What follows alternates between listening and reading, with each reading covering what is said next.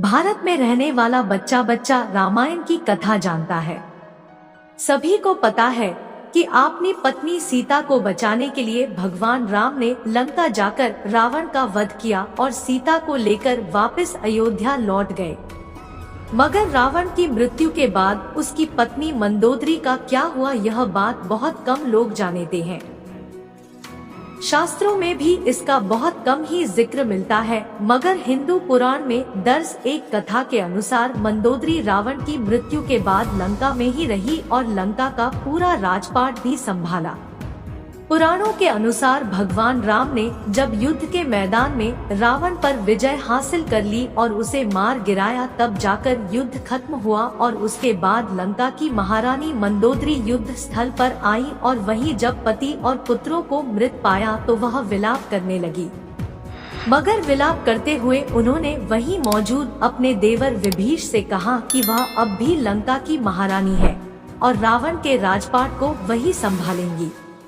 रावण के अंतिम संस्कार के बाद जब विभीषण का राज्याभिषेक हुआ तो महारानी मंदोदरी उन्हें शासन चलाने में मदद करने लगी। भारत में है मंदोदरी का ससुराल। पुराणों में बताया गया है कि रावण का ननिहाल राजस्थान में मौजूद जोधपुर के नजदीक एक गांव में है। रावण की मृत्यु के कुछ समय बाद मंदोदरी लंका को अलविदा कह जोधपुर अपनी ससुराल आ गई थी। यहाँ रावण का एक मंदिर भी है जो कहा जाता है कि मंदोदरी ने ही बनवाया था और तब से यहाँ रावण की पूजा की जाती है। यह भी तथ्य है।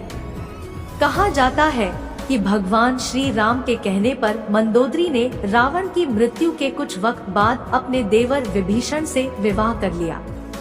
दरअसल भगवान श्री राम नहीं चाहते थे कि रावण की मृत्यु के बाद लंका बिखर जाए और विभीषण अपने बड़े भाई राजगद्दी पर बैठना नहीं चाहते थे।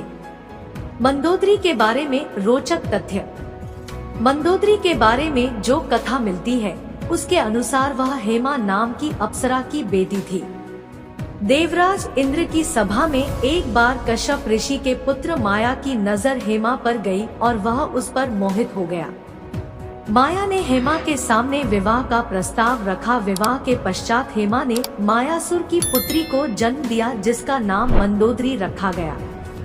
अप्सरा की बेटी होने के कारण मंदोदरी बहुत ही सुंदर और आकर्षक थी। जब मंदोदरी विवाह योग्य हुई तो इनके पिता मायासुर ने योग्य वर की तलाश शुरू कर दी, लेकिन उन्हें अपनी रूपवती कन्या के योग्य कोई वर नहीं मिल रहा था। इस दौरान मायासुर ने रावण से अपनी पुत्री का विवाह करने की बात सोची और रावण के सामने मंदोदरी से विवाह का प्रस्ताव रखा। मायासुर ने मंदोदरी को रावण से मिलाया। रावण की नजर जैसे ही मंदोदरी पर गई वह मोहित हो गया और झट से विवाह का प्रस्ताव स्वीकार कर लिया। रावण ने मंदोदरी को वचन दिया कि केवल मंदोदरी ही उनकी प्रमुख पत्नी और लंका की महारानी होगी। मंदोदरी से विवाह के उपहार स्वरूप मायासुर ने रावण के लिए सोने की लंका का निर्माण किया। एक कथा यह भी है कि रावण की मृत्यु एक खास बाण से हुई थी। इस बाण की जानकारी मंदोदरी ने ही हनुमान जी को दी थी।